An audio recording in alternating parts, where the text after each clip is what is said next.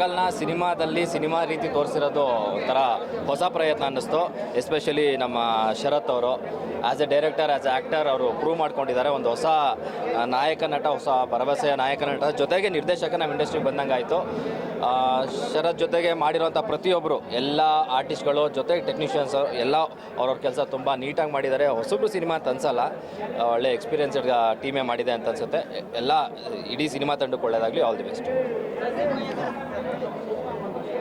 ಬರೀ ದುಡ್ಡಿರೋರು ಮಾತ್ರ ಸಿನಿಮಾ ಮಾಡಲ್ಲ, ಟ್ಯಾಲೆಂಟ್ ಇರೋರು ಸಿನಿಮಾ ಮಾಡೇ ಮಾಡ್ತಾರೆ. ಅದು ತುಂಬ ಉದಾಹರಣೆಗಳು ಕೊಟ್ಟಿದ್ದಾರೆ ಸಿನಿಮಾದಲ್ಲಿ.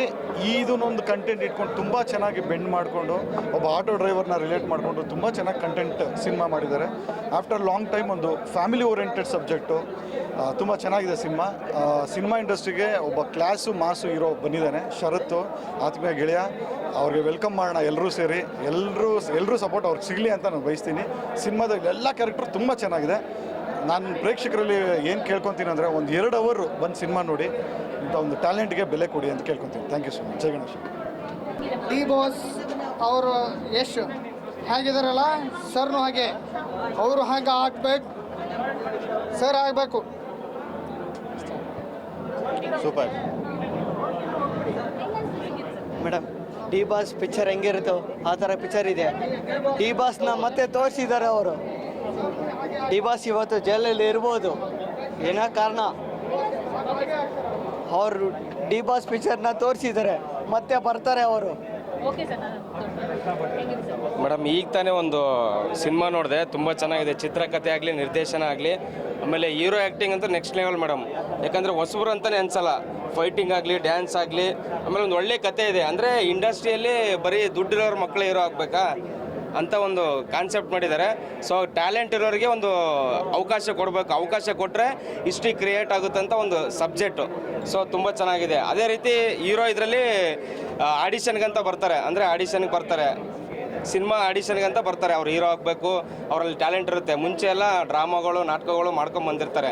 ಸೊ ಅವ್ರ ಜೊತೆಗಿರೋ ಫ್ರೆಂಡ್ಸ್ ಏನು ಹೇಳ್ತಾರೆ, ಇಲ್ಲ ನಿನಗಿರೋ ಟ್ಯಾಲೆಂಟ್ಗೆ ನೀನು ಸೀರಿಯಲು ಸಿನಿಮಾಗೆ ಹೋಗ್ಬೇಕು, ಯಾಕಂದರೆ ನೀನು ಬೆಳಿಬೇಕು, ಟ್ಯಾಲೆಂಟ್ ಇದೆ ನೀನೆಲ್ಲ ಅಂತ ಹೇಳ್ತಾರೆ. ಸೊ ಅವಾಗ ಅವ್ರ ಅವಕಾಶ ಹುಡ್ಕೊಂಡು ಹೋದಾಗ ಜನಗಳು ದುಡ್ಡಿಗೆ ಎಕ್ಸ್ಪೆಕ್ಟೇಷನ್ ಮಾಡ್ತಾರೆ. ದಯವಿಟ್ಟು ಅಲ್ಲ, ಕತೆ ಹೇಳ್ಬೇಕು ಮೇಡಮ್, ಯಾಕಂದ್ರೆ ಒಳ್ಳೆತನ ಹೇಳ್ಬೇಕಲ್ವ, ಕತೆ ಹೇಳ್ಬೇಕು. ಯಾಕಂದ್ರೆ ಜನ ಹುಡುಕೊಂಬರ್ಬೇಕು. ಅಂಥ ಸಿನಿಮಾಗಳಿಗೆ ಥಿಯೇಟ್ರ್ ಕೊಡಲ್ಲ, ಒಳ್ಳೆ ಸಿನಿಮಾಗಳಿಗೆ ಥಿಯೇಟ್ರ್ ಕೊಡಲ್ಲ. ಥಿಯೇಟ್ರ್ ಕೊಡಬೇಕು, ಹೀರೋನ್ ಮೇಲೆ ನಿಂತ್ಕೋಬೇಕು. ಯಾಕಂದರೆ ಕನ್ನಡದಲ್ಲಿ ಬೆಳಿಬೇಕು ಸರ್ ಮೇಡಮ್, ಎಲ್ಲರೂ ಬೆಳಿಬೇಕು ಅಲ್ವಾ, ದುಡ್ಡಿರೋರೇ ಅಲ್ಲ, ದುಡ್ಡು ಇಲ್ಲದೆ ಇರೋರು, ಟ್ಯಾಲೆಂಟ್ ಇರೋರು ಬೆಳಿಬೇಕು ಅನ್ನೋದು ಒಂದು ಚೆನ್ನಾಗಿ ತೋರಿಸಿದ್ದಾರೆ. ಹೀರೋಗೆ ಒಳ್ಳೇದಾಗಲಿ, ಶರತ್ ಕೃಷ್ಣ ಅವರಿಗೆ ಒಳ್ಳೇದು ಮೇಡಮ್. ತೆಗೆದಿದ್ದಾರೋ ಅಷ್ಟೇ ರಿಚ್ ಮೆಸೇಜ್ ಕೊಟ್ಟಿದ್ದಾರೆ. ನಿಜವಾಗ್ಲೂ ಹೇಳ್ಬೇಕಂದ್ರೆ ಟ್ಯಾಲೆಂಟೆಡ್ ಇರೋರಿಗೆ ಎಲ್ಲರೂ ಕನ್ನಡ ಇಂಡಸ್ಟ್ರಿನಲ್ಲಿ ಪ್ರೋತ್ಸಾಹ ಕೊಡಬೇಕು, ಅವ್ರನ್ನ ಬೆಳೆಸಬೇಕು. ಸೊ ಎಲ್ಲರೂ ಕನ್ನಡ ಸಿನಿಮಾ ನೋಡಿ, ತುಂಬ ಚೆನ್ನಾಗಿದೆ. ಫೈಟಿಂಗ್ಸ್ ಆಗಿರ್ಬೋದು, ಡೈಲಾಗ್ಸ್ ಅಂತೂ ಕನ್ನಡ ಡೈಲಾಗ್ಸ್ ತುಂಬಾ ಚೆನ್ನಾಗಿದೆ. ದಯವಿಟ್ಟು ಎಲ್ಲರೂ ಪ್ರೋತ್ಸಾಹ ಮಾಡಿ ಥಿಯೇಟರ್ಗೆ ಬಂದು ಮೂವಿ ನೋಡಿ. Thank you. ಚೆನ್ನಾಗಿದೆ ಮ್ಯಾಮ್, ತುಂಬ ಚೆನ್ನಾಗಿದೆ, ಎಲ್ಲ ಚೆನ್ನಾಗಿದೆ. ಅವ್ರ ಆ್ಯಕ್ಟಿಂಗ್ ಚೆನ್ನಾಗಿದೆ, ಯಾರೂ ಹೊಸಬ್ರು ಅಂತ ಅನ್ಸೋದೇ ಇಲ್ಲ. ಎಲ್ಲರೂ ಎಲ್ಲ ಎಕ್ಸ್ಪೀರಿಯನ್ಸ್ ಆರ್ಟಿಸ್ಟ್ ಥರನೇ ಕೆಲಸ ಮಾಡಿದ್ದಾರೆ.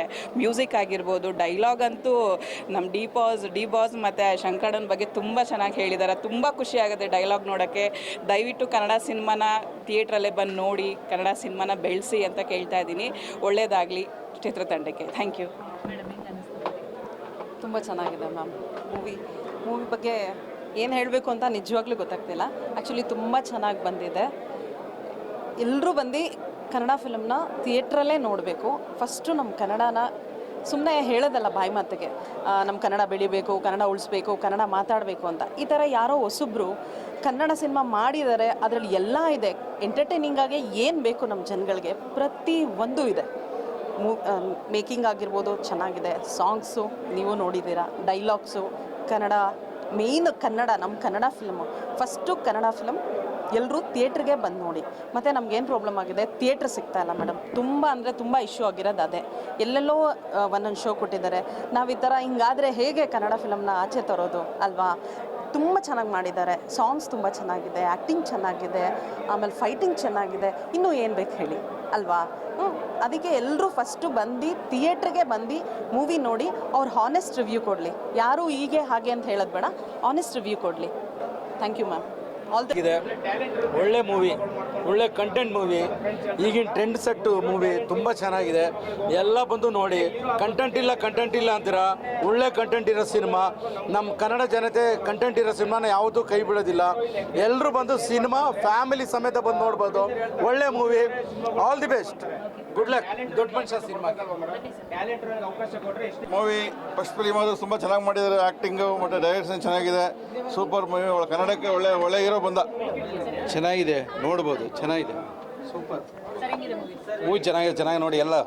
ಎಲ್ಲ ಕನ್ನಡ ಜನ ಬಂದು ಆಶೀರ್ವಾದ ಮಾಡಿ. ಚೆನ್ನಾಗಿದೆ ಮೂವಿ, ಚೆನ್ನಾಗಿದೆ. ಸೂಪರ್ ಆಗಿದೆ ಮೇಡಮ್, ಸೂಪರ್ ಆಗಿದೆ ಸರ್. ಸೂಪರ್ ಆಗಿದೆ ಮೇಡಮ್, ಚೆನ್ನಾಗಿದೆ ಫಿಲ್ಮ್, ತುಂಬ ಓಡುತ್ತೆ ಮೇಡಮ್, ಸೂಪರ್ ಆಗಿದೆ. ಸೂಪರ್ ಆಗಿದೆ. ಹೊಸಬರಿಗೆ ಒಳ್ಳೆ ಚಾನ್ಸ್ ಕೊಟ್ಟಿದ್ದಾರೆ, ಜಬರ್ದಸ್ತ್. ಬನ್ನಿ ಚೆನ್ನಾಗಿದೆ. ದೊಡ್ಡ ಮನುಷ್ಯ ಒಂಥರ ನಮ್ಮ ಸಿನಿಮಾದವ್ರಿಗೆ ಒಂಥರ ಟಚ್ ಆಗುವಂಥ ಸಬ್ಜೆಕ್ಟ್ ಹೇಳ್ಬಿಟ್ರೆ ಅಷ್ಟು ಕ್ಯೂರಿಯಾಸಿಟಿ ಇರೋದಿಲ್ಲ. ಒಂದು ನೀಟಾಗಿರೋ ಸಿನಿಮಾ, ಒಂದು ಕಂಟೆಂಟ್ ಇರೋದು. ಇಂಡಸ್ಟ್ರಿಯಲ್ಲಿ ಈ ರೀತಿ ಕಷ್ಟಪಟ್ಟು ಸಿನಿಮಾ ಮಾಡಬೇಕು ಅಂತ ಇರ್ತಾರಲ್ಲ, ಅವ್ರಿಗೊಂಥರ ಒಳ್ಳೆ ಮೆಸೇಜು ಕೂಡ. ನೀಟಾಗಿದೆ ಸಿನಿಮಾ, ಆರಾಮಾಗೆ ಒಂದು ಹೊಸಬ ಅನ್ನೋ ಥರ ಏನೂ ಅನ್ಸೋದಿಲ್ಲ.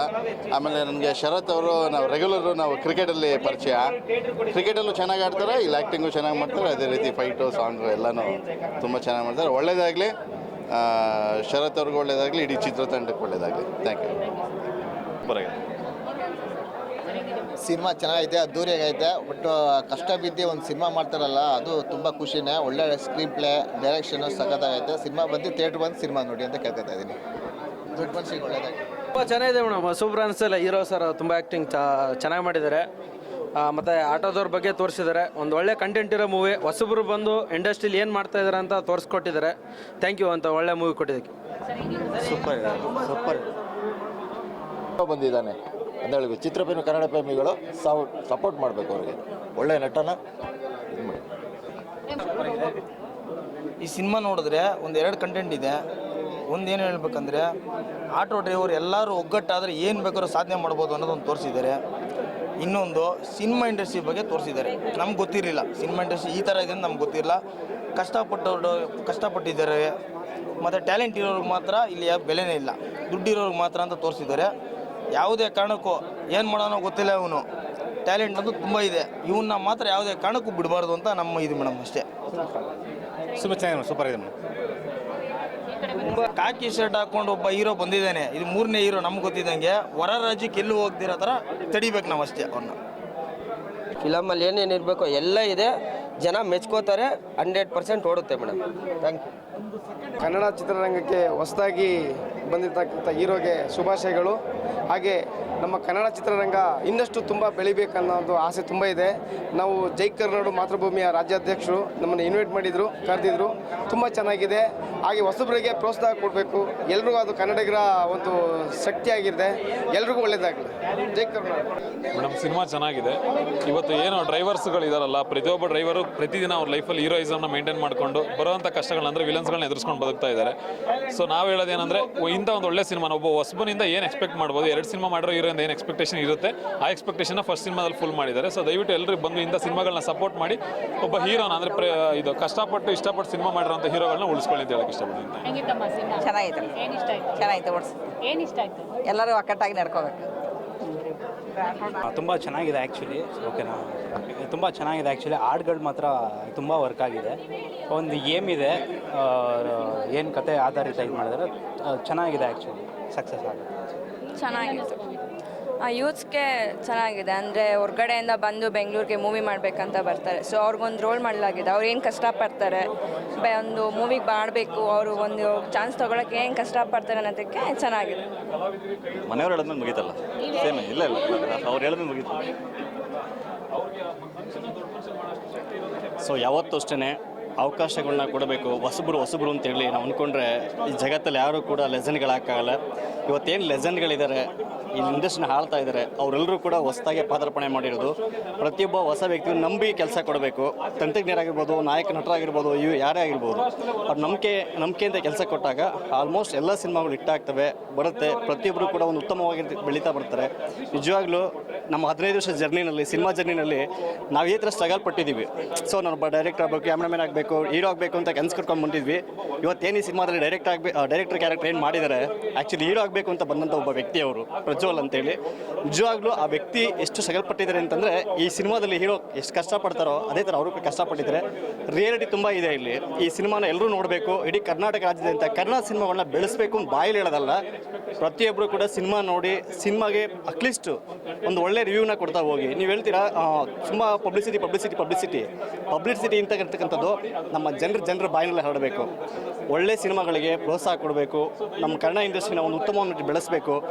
ಬಟ್ ಆಲ್ರೆಡಿ ಮಹಾನ್ ಲೆಜೆಂಡ್ಗಳು ಏನಿದ್ದಾರೆ ಅವರೆಲ್ಲರೂ ಕೂಡ ಇದೇ ಥರ ಮಾಡ್ಕೊಂಡು ಬಂದಿರೋದು. ಸೊ ಅವ್ರು ಹಾಕ್ಕೊಟ್ಟಿದ್ದಾರೆ ಬೇಸ್ಮೆಂಟ್ನ, ನಾವು ಉಳಿಸ್ಕೊಂಡು ಹೋಗ್ತಾ ಇಲ್ಲ ಅಷ್ಟೇ. ನಮ್ಮನೆ ಬಿಟ್ಟು ಬೇರೆಯವ್ರ ಮನೆಗೆಲ್ಲ ಡೈವರ್ಟ್ ಆಗ್ತಾ ಇದ್ದೀವಿ.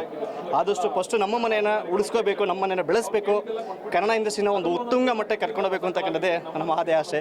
ದಯಮಾಡಿ ಎಲ್ಲರೂ ಕೂಡ ಕನ್ನಡ ಸಿನಿಮಾ ನೋಡಿ. ತುಂಬ ಚೆನ್ನಾಗಿದೆ. ದೊಡ್ಡ ಮನಸ ನಿಜವಾಗ್ಲೂ ಅತ್ಯದ್ಭುತವಾಗಿರ್ತಕ್ಕಂಥ ಸಿನಿಮಾ. Thank you ma'am.